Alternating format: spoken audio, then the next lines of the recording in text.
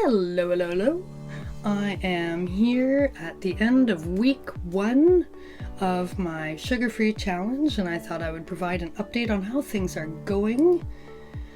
It's actually been about 10 days since I officially dropped sugar, but it's been 1 week since my last video. So this is my update for the week on things I've noticed and things that I plan to do for the week ahead. So, reporting in on my weight for today, I think I was at 143.8 last week, and as of this morning I'm 142.3, so that's pretty good. That's a little more than I was expecting for a week in. That's what, a pound and a half? Not bad. I haven't noticed any physical changes really since starting, but it's only been a week, and I mean only a pound. It's hard to see that. Energy wise, I don't know, that's a tough one too, because I have so much going on in my life right now that is just taxing the brain cells. I'm really struggling with December is always a difficult season for mothers, I think, or mothers especially, parents in general, but mostly mothers, because they tend to do most of the work around making Christmas happen for the kids or for the family in general. So my brain has been moving into that, having to get like decorations up. We got our tree last weekend and got it decorated. Had to get advent calendars. The kids' school has so much that they need in terms of fundraisers and sending stuff in for activity days, and oh gosh, there's a whole to-do list for just right there for remembering things. And then I'm thinking about gift buying, trying to figure out, plus my mom's birthday is this month, it's in a week, and on top of all that, I have my contract that I am working on as my freelance income on the side, and my spare time, what little I have, if you can call it spare time. And I've had a whole bunch of emails this week that I need to get on top of, and then we're getting our son officially diagnosed for ADHD. The appointment is next week, so I've been trying to arrange all the forms for that, and just, oh my gosh, and that's over and above just regular, like, life requirements, like buying groceries, right? So it's hard to tell how much the reduction in sugar has affected my energy levels, because I just feel mentally tired anyway from having to do all this juggling.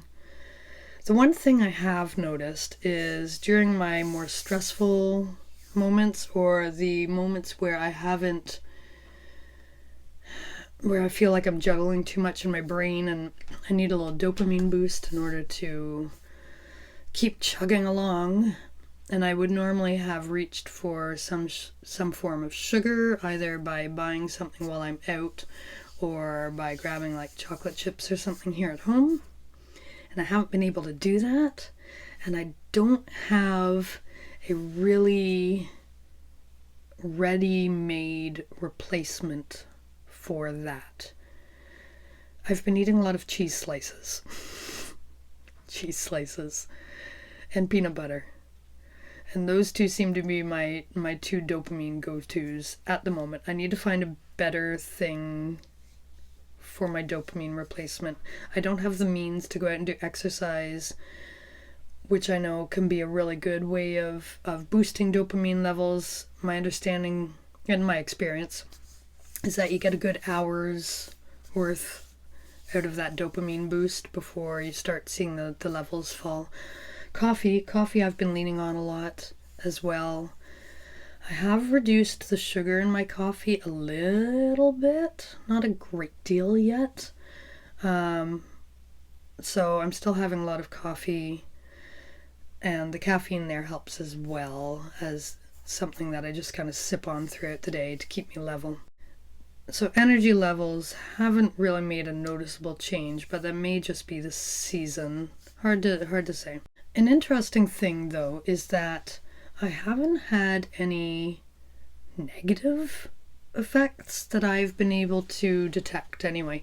A lot of people, when I was doing research into this on YouTube, and they would report symptoms like headaches in the first week that would go away by week 2, or lethargy, really low energy. I haven't felt that either, and again, I don't know if that's just because my life wouldn't let me. I'm so on the go all the time.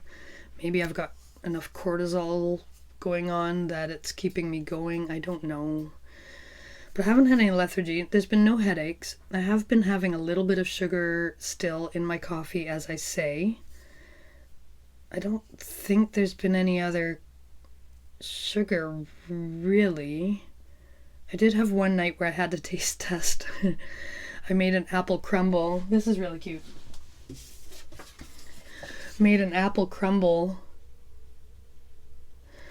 to give to my kids' teachers. This is what I'm going to be doing for the teacher gifts this year, because I find going out and buying stuff for so many teachers or teacher people starts getting really expensive, and it's not really meaningful either, is it? Just to buy something from, I don't know, the dollar store or whatever you can afford. Plus teachers get so much of that sort of thing anyway. So I've tried to do like homemade type things most years. Last year I had the kids make bookmarks, which worked out really well, and this year we're doing these. I've been saving up my coffee jars, instant coffee jars, all year, so I've got about a dozen of those maybe that I've washed out and they're ready to go, and I fill with the ingredients from the dry ingredients from this recipe, and attach the card, and that'll be our thing this week. Where was I going with that story?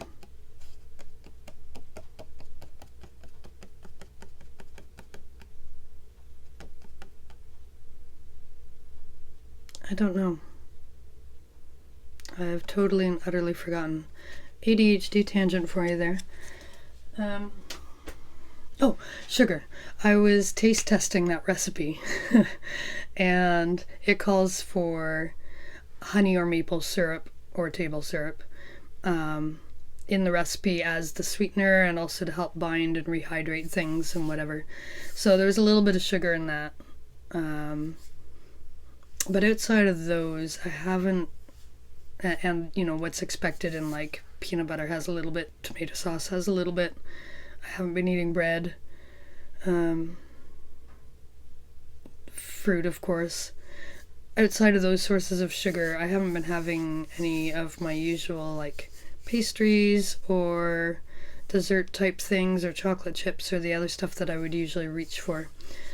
So sugar hasn't been completely eliminated, and I assume that is why I haven't had any brain headache, other symptom related stuff. I feel like my normal self, except slightly annoyed when I can't just reach for the chocolate chips to help me through a stressful moment.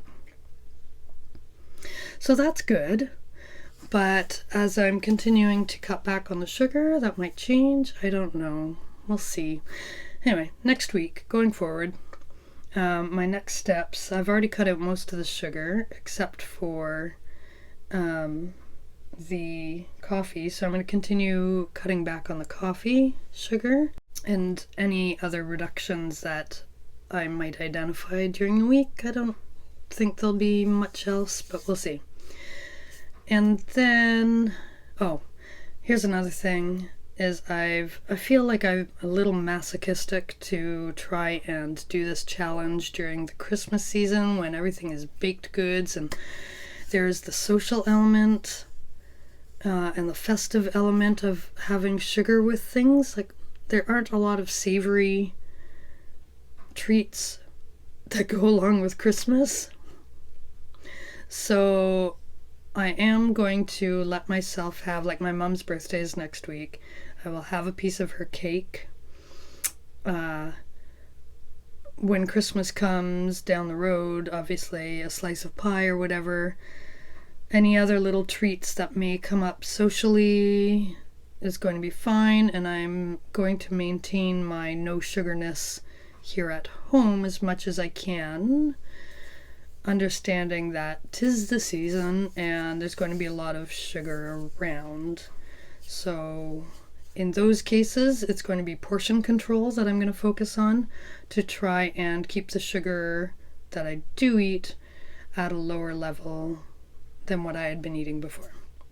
And we'll see if that works, because I know a lot of people with ADHD, myself included, really struggle with moderation. It has to be all or nothing. If you let yourself have a little bit, then it just creeps up until you're having a lot again. And this happened to me last time I cut back on sugar. I got myself to a really, what I felt was a healthy place. I didn't have any sugar in my tea anymore, and I was eating very little just around the house and whatever.